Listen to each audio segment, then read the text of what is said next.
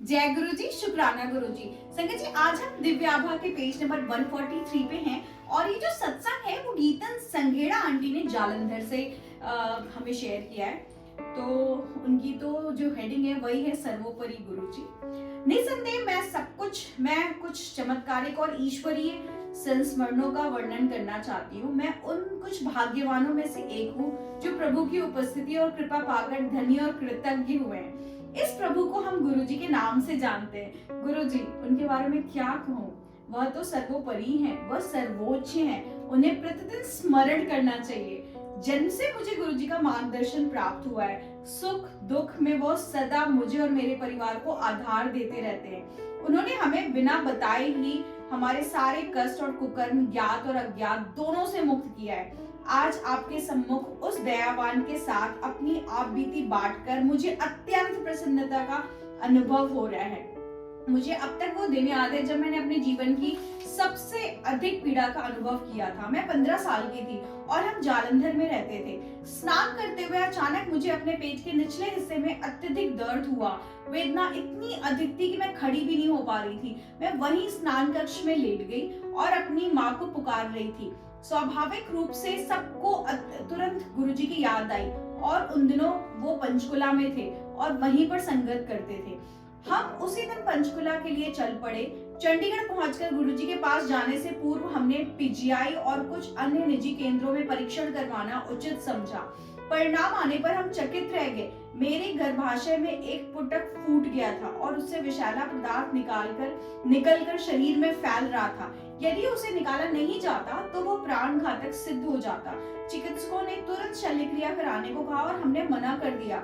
उसी संध्या को हम गुरुजी के पास पहुंचे और उनको अपनी स्थिति से अवगत कराया। उन्होंने अपनी सर्व प्रसिद्ध मुस्कान देते हुए चिंता मुक्त होने के लिए कहा। उन दिनों वो पान के पत्तों को अभिमंत्रित कर रोग के स्थान पर रख देते थे।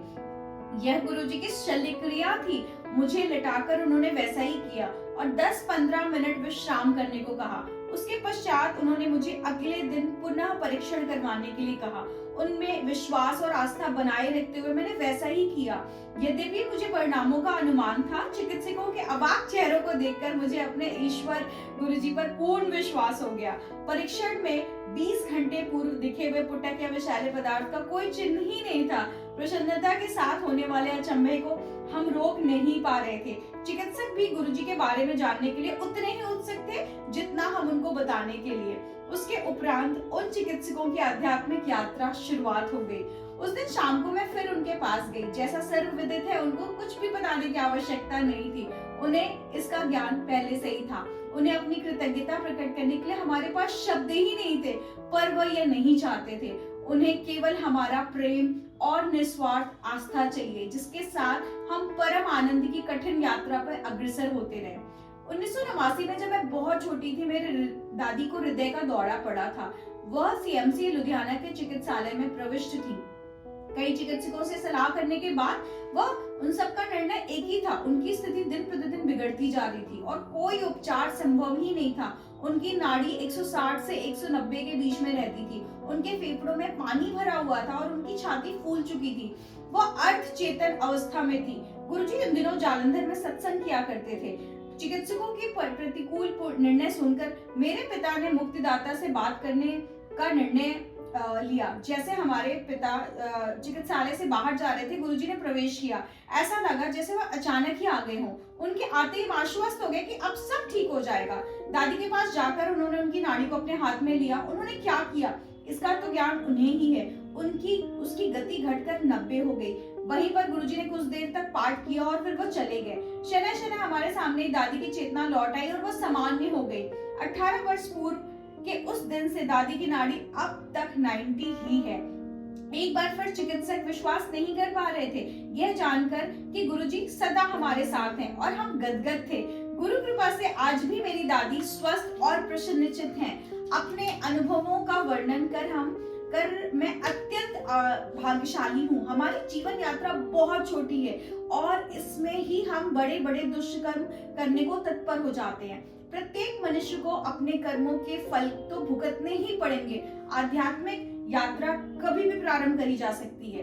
हम उसे अभी इसी क्षण शुरू कर सकते हैं और अपने जीवन में परिवर्तन ला सकते हैं। गुरुजी सच्चे भक्त की सहायता करने को सदैव उद्यत हैं। हम उस शाश्वत आनंद का मीठा अमृत कभी भी ग्रहण कर सकते हैं, क्योंकि हमारे परमात्मा, हमारे गुरु सदा हमारे साथ हैं। उन्होंने मुझे इस अनंत सत्य की वास्तविकता को ग्रहण करने के लिए जागृत किया है और स्वयं उस मार्ग पर ले जा रहे हैं। उनसे प्रेम करने का अर्थ परमात्मा से प्रेम कर उनका आशीष ग्रहण करने के समान है। जय गुरु जी, शुक्राना गुरु जी। तो संजय जी, मुझे ना एक सत्संग बहुत प्यारा सा है जो शायद मैंने कहीं पढ़ा था या सुना था।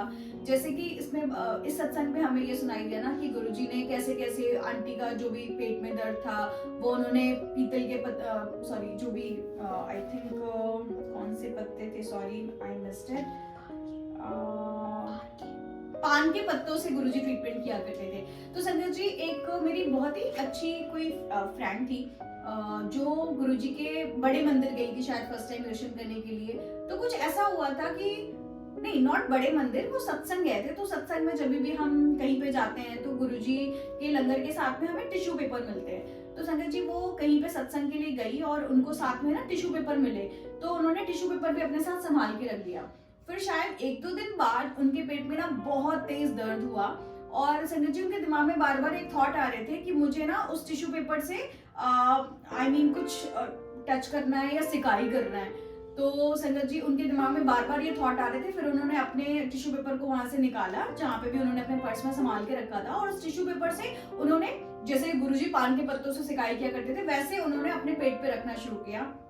आप लोग बिलीव नहीं करेंगे संगत जी, ये सत्संग मुझे बहुत अच्छे से इसलिए याद है क्योंकि मैं नई नई जुड़ी थी उस समय और मुझे लगता था कि कैसे लोग अंधविश्वास करते हैं, कैसे टिश्यू पेपर से चीजें मतलब उनका पेन सही हो सकता है। लेकिन संगत जी मतलब बहुत टाइम बाद जब मैं बहुत ज्यादा गुरुजी से मेरा कनेक्शन स्ट्रांग हो गया, देन आई रियलाइज कि गुरुजी के साथ में तो एक्चुअली कुछ भी पॉसिबल है। हमारे मालिक किसी भी चीज से हमें ब्लेस कर सकते हैं, हमारी प्रॉब्लम को खत्म कर सकते हैं। तो संगत जी इमेजिन वो जो टिश्यू पेपर से आंटी उसको शायद प्रेस करके सिकाई कर रही थी ना, उनके दिमाग में जो थॉट आया था कि उनको वो टिश्यू पेपर से सिकाई करनी है, तो आंटी ने ना उसको प्रेस करके उससे सिकाई की थी और शायद उनकी problem as far as I remember उनकी प्रॉब्लम within 10 minutes बिल्कुल रिजॉल्व हो गई थी और उनको एक्सट्रीम पेन हो रहा था और उनको कुछ ऐसा डाउट हो गया था कि मे बी शायद उनको स्टोन या कुछ ऐसा मेजर पेन उठा है।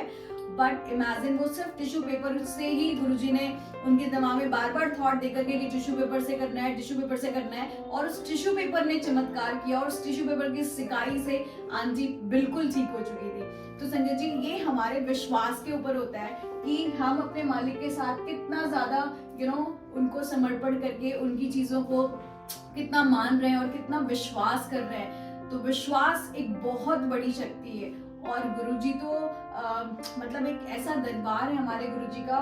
गुरुजी एक ऐसा हमारी लाइफ है एक्चुअली गुरुजी की, हमें वो किसी भी तरीके से ब्लेस कर सकते हैं। तो संगत जी जब भी हम किसी सत्संग में जाएं तो हमें एक्चुअली ध्यान देना चाहिए बहुत सारी चीजों पे कि हमारा जो भी कनेक्शन है वो गुरुजी के साथ धीमे धीमे धीमे धीमे इतना स्ट्रांग होता चला जाए कि हमें समझ में आए कि कब हमारे गुरुजी हमें कौन सा आदेश दे रहे हैं और एक्चुअली उस आदेश को हमें पूरी तरीके से फॉलो करना चाहिए। जय गुरुजी, शुक्राना गुरु।